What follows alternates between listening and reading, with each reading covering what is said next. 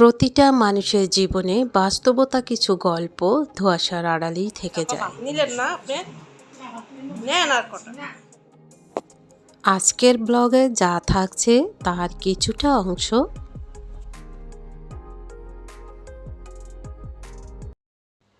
Everyone, আসসালামু আলাইকুম। কী অবস্থা সবার? সবাই কেমন আছেন?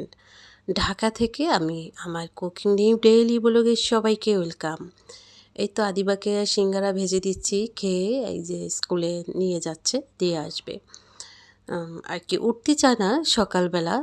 সকালবেলার ঘুমটা যেন শান্তির ঘুম সবার জন্যই, কিন্তু সকালবেলা ঘুম থেকে উঠে হাঁটাচলা করলে বা সকালবেলা যে একটা রৌদ্র গায়ে লাগলে কতটা উপকার, সেটা শহরে মানে গ্রামে সকালবেলাই উঠে যায়। আর অনেকে শহর আর গ্রাম নেই, যে উঠার সে উঠেই। আমার তো ব্যস্ততা, আমাদের মতো গৃহিণীরা উঠতেই হবে সবার আগে কিংবা পরে, ওঠার কোনো শেষ নেই। তো যাই হোক, আপনাদের ভাইয়াকে বললাম যে ডাইনিং ড্রয়িংয়ের মাঝখানের পর্দাটা নামিয়ে দেন, আমি ধুবো। যে বলতে বলতে এসেই ঠাস করে ফেলে দিল, সেটা নিয়ে হাসাহাসি করলাম। অলরেডি হালকা গরম পানি আর হুইল পাউডার দিয়ে ভিজিয়ে দিয়েছি, সাথে আছে দুটো মশারি। মশারি দুটা কালো হয়েছে, আর ওরা যেভাবেই করে একদমই টেনে টেনে একেবারে ছিঁড়ে ফেলে। তো যাই হোক, আমার এই যে হাউস বলেন, হ্যাঁ, আর্টিফিশিয়াল ফ্লাওয়ার্স হাউস, এইগুলো পরিষ্কার করব, মুছবো। যেমন এটা একটা ঘরের মতো শেপ, এই জন্য বললাম হাউস আর কি।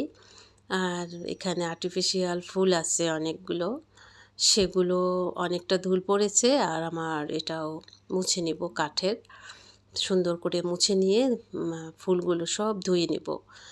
অনেকটাই ময়লা হয়েছে।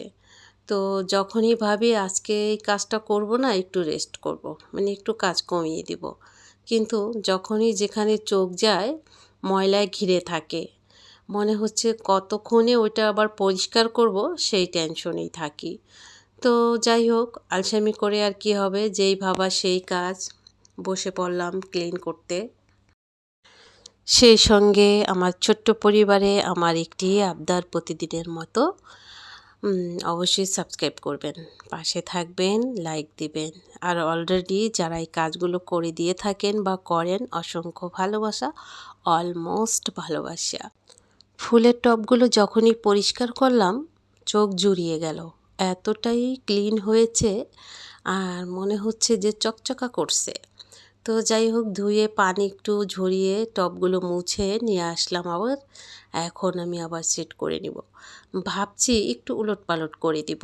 কিছু ফ্লাওয়ার্স টব আমি ডাইনিংয়ে রাখবো একটা, আর সুরাকের উপরে একটা রাখবো, আর ওখান থেকে কিছু এনে আবার এখানে দিব।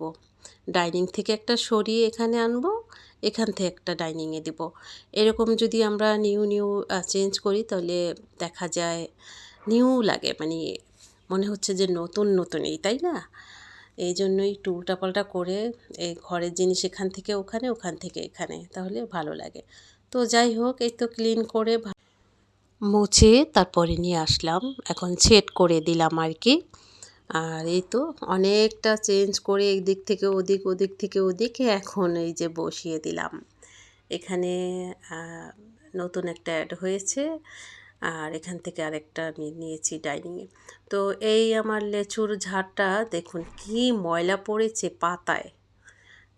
ভাবছি যে কাজ শেষ, একটু একটু করে কাজ বাড়ে, অনেকটাই ময়লা পড়েছে। আর এই যে অয়েলের যে রঙগুলো ঘুরে ঘুরে পড়ছেই আর কি, এখান থেকে ওখানে গুঁড়াগুলো পড়ছে। এই এখন আমি একটু পরিষ্কার করে নিচ্ছি, পরিষ্কার করার পরে আবার অনেকটা সুন্দর হয়ে যায়। আমার প্রিয় এক আপু কমেন্ট করেছিলেন কয়েকদিন আগে একটা ভিডিওতে, যদিও আমি কমেন্টে বলেছি, তারপরও আমার আপুকে আমি সরাসরি বলছি, আপু ভিডিওটা দেখলে অবশ্যই কমেন্ট করবে। আপু বলেছিল যে ওই হোম ট্যুর দিয়েছিলাম, তখন বলেছিল, আপু তুমি কি প্রতি জিনিস কাউকে শিখাও কি শিখাও না, এটা আমাকে একটু জানাবা।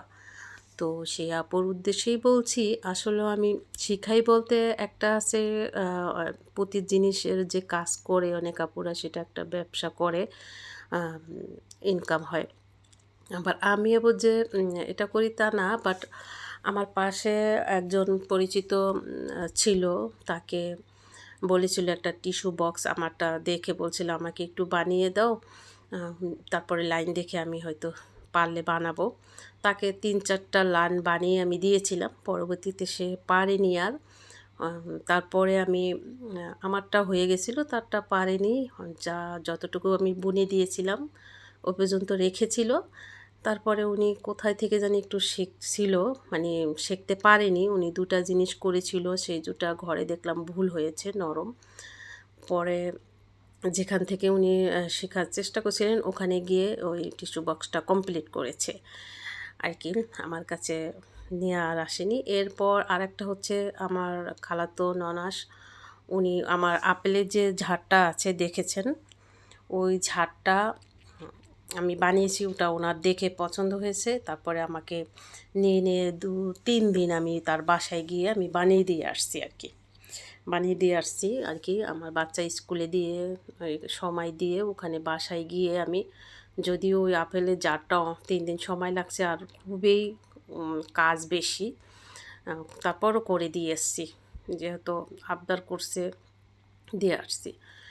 আর এই তো এখানে আমি এটা দিয়ে দিলাম। এখানে যেই টপটা ছিল সেটা ওই হাউজের উপরে দিয়েছি, আর আমার ছোট্ট সাইকেলটার উপরে আরেকটা এনে এখানে দিয়েছি। একটু চেঞ্জ করে দিলাম, আমার কাছেও বেশ ভালো লাগলো।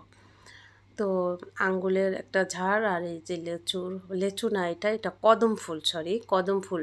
কদম ফুল তো ইয়েলো কালারের হয়, কিন্তু এখানে কালার অনেকগুলা আইটেম একসাথে এনে বিভিন্ন কালার করে দিয়েছি, তাতে যাতে ফুটে ভালো।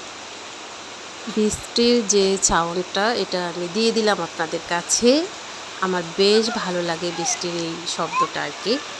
আর এর মধ্যে বৃষ্টি চলেও আসছে, বৃষ্টি দেখতে খুব ভালো লাগে, তাই দৌড়িয়ে চলে আসলাম বারান্দায়। এসে কিছুক্ষণ উপভোগ করে তারপরে আসলাম আমি একটু ঠান্ডা ঠান্ডা ওয়েদারে একটু ১ কাপ চা নিয়ে বসে পড়লাম।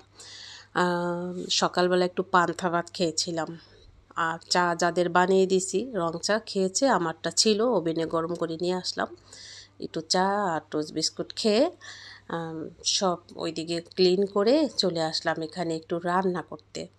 হাজারো কাজের ব্যস্ততায় খাবারের জিনিসটা তো মিস করা যায় না। এটা প্রতিটা মানুষের টাইম টু টাইম খাবারটা খেতেই হয়, আর তার জন্য রান্নার ব্যবস্থা করতেই হয়। তো এখানে রুই মাছ পেঁয়াজ দেওয়া ভুনছি, আর এখান থেকে ওই বাচ্চা আবার স্কুলে যাবে বড়টা 11টার পর, ওকে আবার মাছ ভাত দিলাম, ও খেয়ে চলে গেল। ভাতটা খায়নি, ভাতটা প্লেটে রেখে চলে গেছে, মাছটা খেয়ে কিছু ২-১ নালা ভাত খেয়ে রেখে চলে গেছে। করলা কেটে রেখেছি, আজকে ১ কেজি করলা সবই ভাজবো। কেটে রেখেছি এখানে বড় বড় চিংড়ি, সেটা কি করেছি ছোট ছোট করে কেটে, আর একটা শুকনো মরিচ ছিঁড়ে দিলাম, একটু বেশি করে পেঁয়াজ দিলাম। শুকনো মরিচটা করলায় দিলে আমার বেশ ভালো লাগে, একটু দারুণ একটা ফ্লেভার আসে।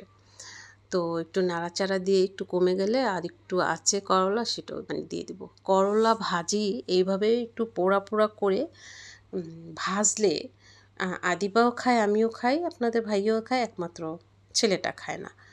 তো আমি এই করলা আমি দিয়ে ভাত খেতে পারি অনেক, মানে এত করলা প্রিয় আমি। যাই হোক, রান্না বসিয়ে কাজের ফাঁকে চলে আসলাম। এই যে কালকে দেখলেন কর্নারটাকে আমি ক্লিন করলাম, সেখানে ঝুড়িটা রেখেছি, ঝুড়িটা মেলা বড়, অনেক বড় ঝুড়িটা বানিয়েছি। আর এটা একটু সুন্দর, দোনোটাই আমার নিজের ডিজাইন এবং নিজের মন মতো করেই আমি বানিয়েছি পুঁতি দিয়ে।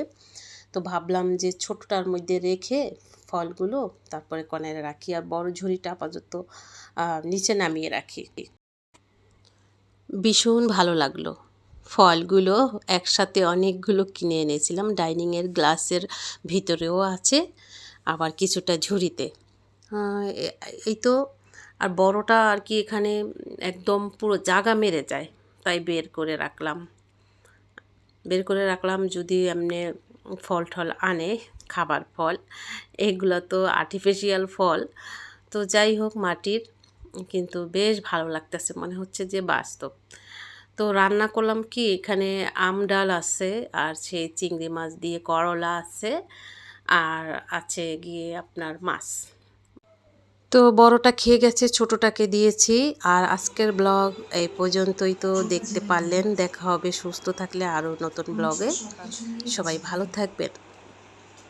আপা ভাত নিলেন না আপনি? নেন আর কটা। ইস, বাড়ির মধ্যেই দিছি বুঝছেন, আর কিছু মনে করেন না। বাটিতে ভাত মজা লাগে কিন্তু না, মজা লাগে বাটিতে ভাত। অনেক সময় আমিও খাই মাঝে মাঝে। আল্লাহ হাফেজ।